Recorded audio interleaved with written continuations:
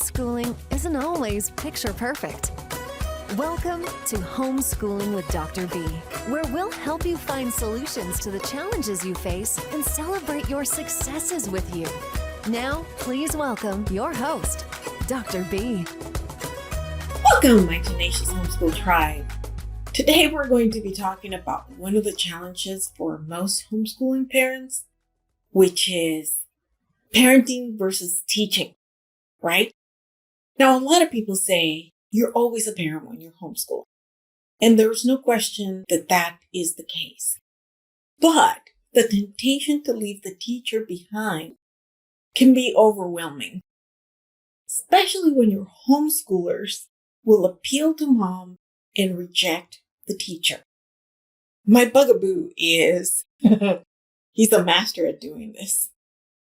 When he doesn't feel like doing any work, it'll be, "Oh, mom, my head hurts. I'm so tired."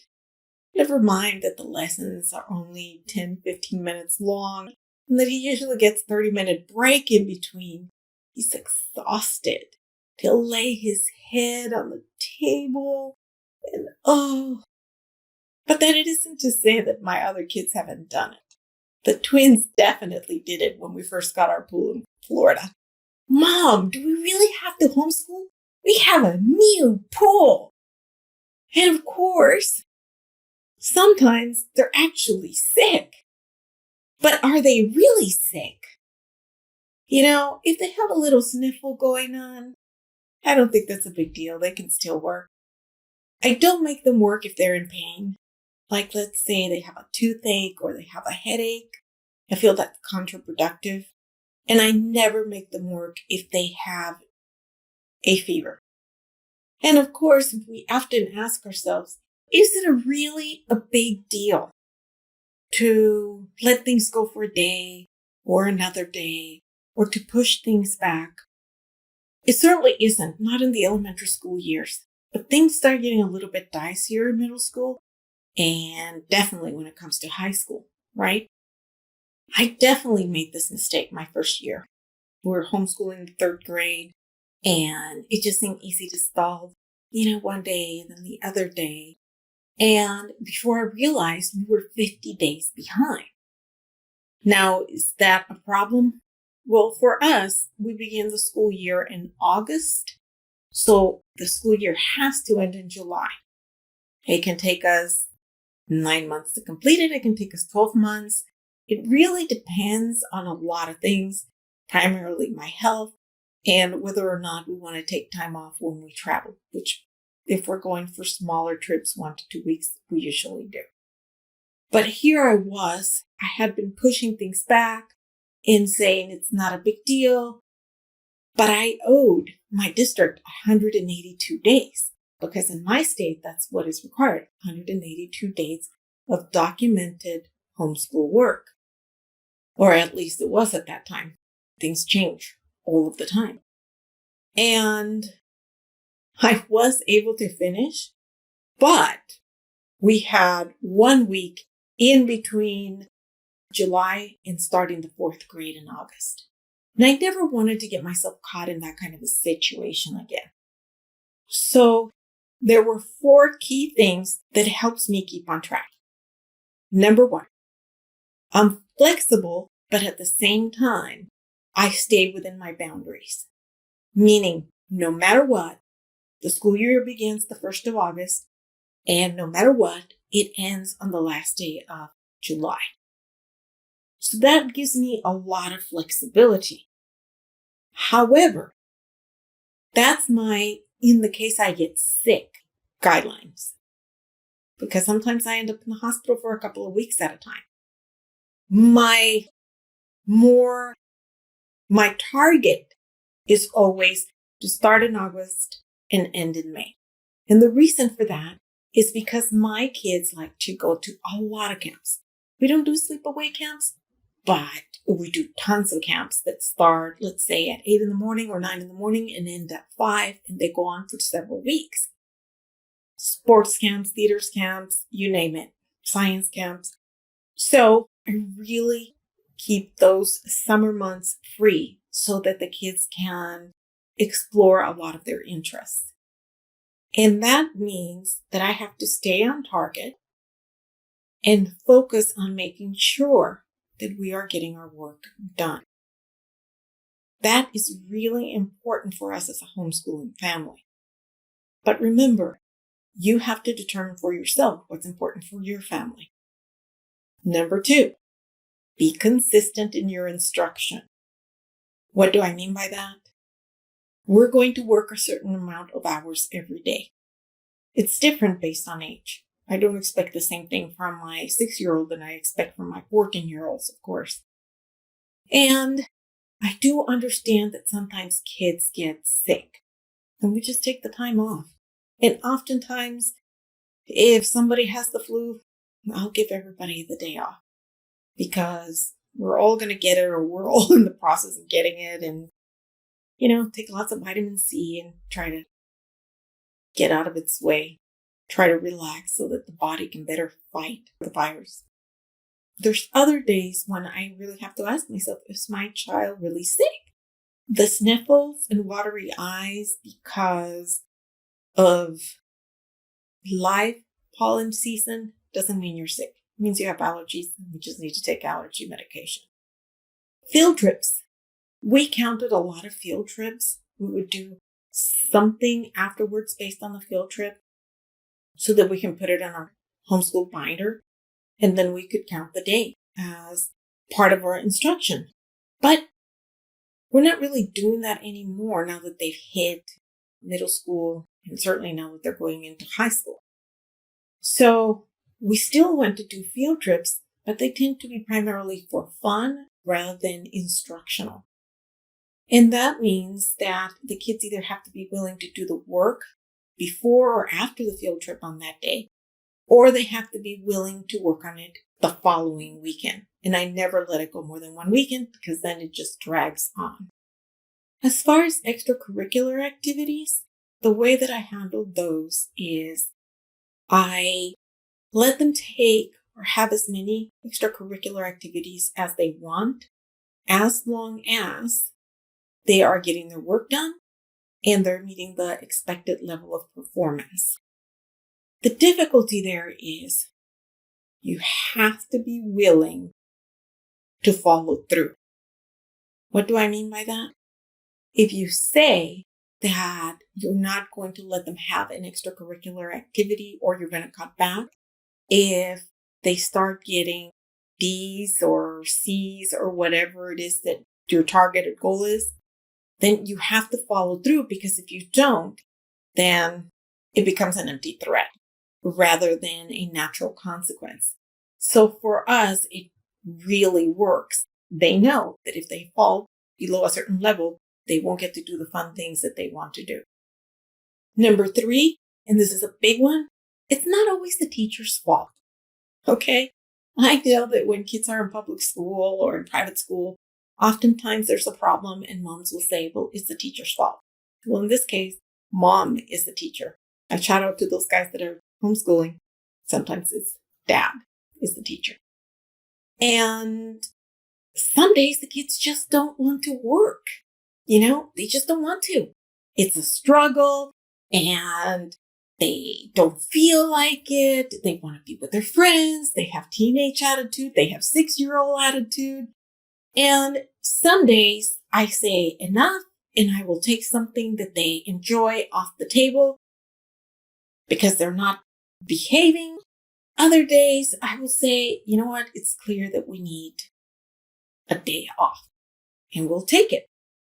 But we do understand that if we take it now, that means we're going to have to make it up at another time.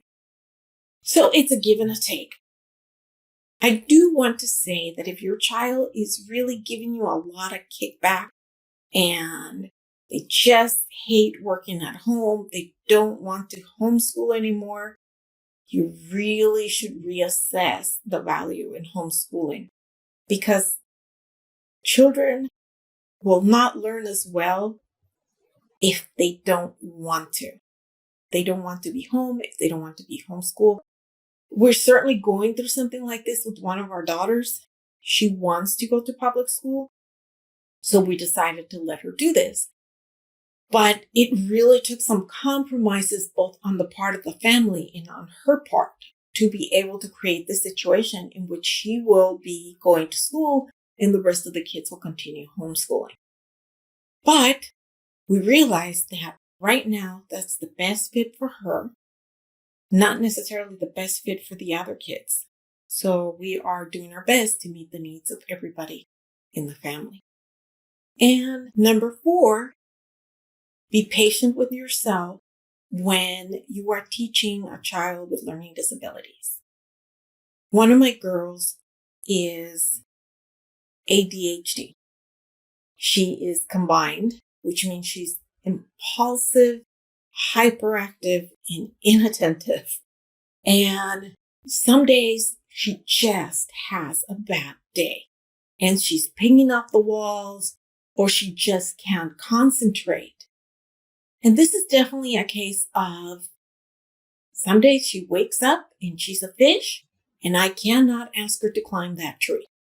So I have to find a way to set reasonable expectations. And that means that sometimes I have to give her that day off, or I have to find a different way to work with her. Like, for example, some days when she's really hyperactive, she has to work in a separate room because she's jumping up and down, and that's the only way she can get her work done. But if she were doing it in the same room her siblings are working in, well, they wouldn't be able to concentrate. Other days, she just can't concentrate, and she'll literally need me to sit next to her just to keep an eye on her and to say, hey, let's get back to work. Stop biting your nails, stop daydreaming, or whatever the case might be, just keep refocusing her. And there are some days when she will tell me, Mom, I need extra help today, or Mom, I need to be able to jump around today. And I don't allow myself to get frustrated. I accept that that's a situation and that I have to be able to work with it in order for her to have a successful homeschooling experience.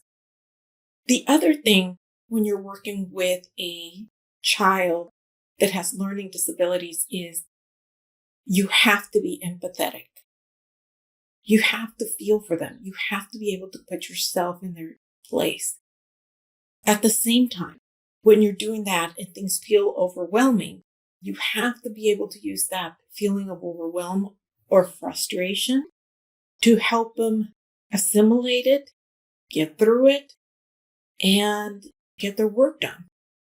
One of the things that I constantly remind myself of is have to teach her coping skills because in 4 years she's going to be in college and I'm not going to be there to help her. And frankly, 4 years after that, she's going to be earning a living and be a professional. So she definitely needs to develop those coping mechanisms. And I'm here to help her acquire them. And I certainly see that as one of the benefits of homeschooling, that we can take the time both to learn different ways to help our special needs children, to have the patience for them to learn these coping skills, and to empathize with them as they struggle to acquire the skills that they need to be successful in their lives.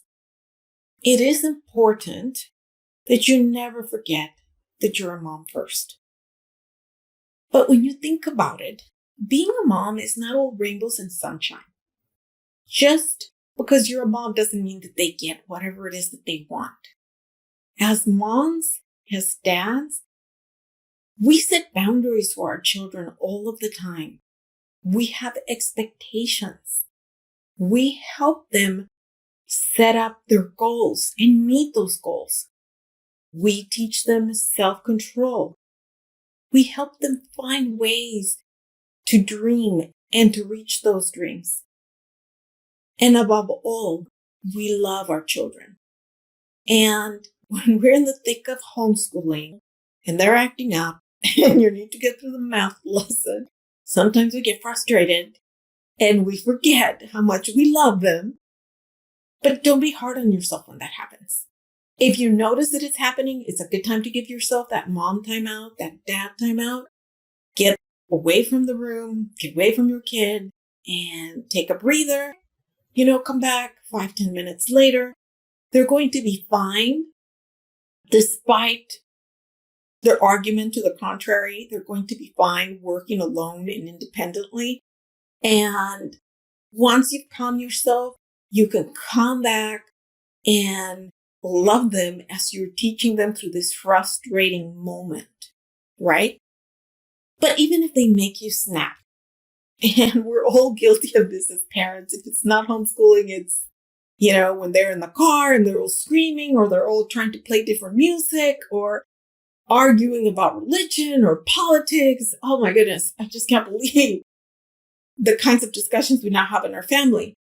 But when that happens, it's time to empathize with yourself. Know that all parents go through those frustrating moments.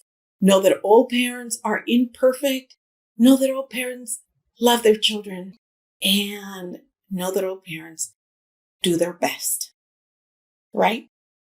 At least that's my belief, that we all try. Let's take a minute to thank our sponsor, Hydro Feet. They also carry Hydro Feet for kids. Isn't that wonderful? I love this stuff. And I have a daughter with a funky toe, an overlapping toe. It helps a lot with her foot pain. They are very nifty. You can feel the gel going back and forth as you walk. When you buy a pair, they give you a second one for just shipping and handling.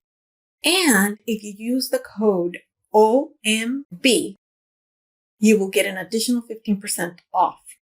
Hey, if you enjoy our show, it would be really helpful if you could share a link on Facebook, Instagram, or Twitter, all three if you have a minute. Life can be overwhelming, but homeschooling doesn't have to be. For links and resources, please visit our website. Till next week, enjoy your kiddos.